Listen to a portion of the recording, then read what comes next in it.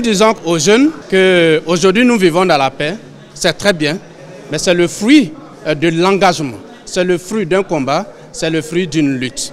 Et que nous devons rester vigilants pour continuer à construire cette paix. Ces images marquent une page triste de la Côte d'Ivoire.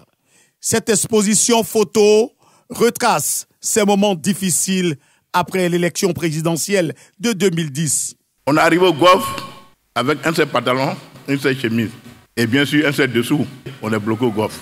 On nous a donné une chambre où nous étions 9 pour 2 lits. Les militants du RHDP sont nombreux à commémorer la date anniversaire du 11 avril, date de l'arrestation de Laurent Gbagbo, candidat malheureux selon la commission électorale indépendante CEI.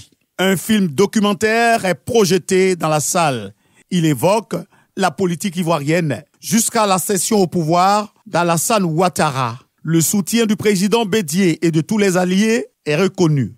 En ce jour historique, marquant le triomphe de la démocratie en Côte d'Ivoire, le rassemblement des oufouettistes pour la démocratie et la paix, RHDP, tient à rendre un vibrant hommage à feu le président Henri Konan Bédié. Le secrétaire exécutif du parti, Cissé Bakongo, dit merci à Dieu.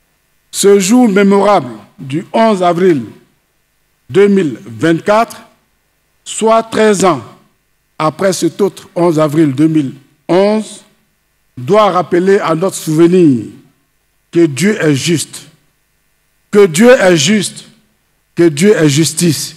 Pour édifier les plus jeunes, un panel est organisé et a pour panélistes Anne-Désirée Ouloto, ministre d'État et membre du directoire du RHDP, avec elle, Amadou Koulibaly, ministre de la Communication et porte-parole du gouvernement. Le président du directoire du RHDP, Gilbert Kafana Koné, et les militants qualifient cette date de symbolique et de triomphale pour la démocratie. C'est le discours du président du directoire que j'ai l'honneur de prononcer. Le 11 avril 2011 est un jour bien particulier parce qu'il a mis un coup d'arrêt aux incertitudes qui planaient sur le devenir de notre pays pour ouvrir une ère d'espérance et de progrès économique et social. C'est pourquoi la commémoration de cette journée doit être vécue comme un acte de réconciliation. Un acte de réconciliation qui s'inscrit dans la droite ligne de la politique de cohésion et de paix civile, inlassablement mise en œuvre par le président de la République, son Excellence M. Alassane Ouattara, depuis son accession à la magistrature suprême de notre pays.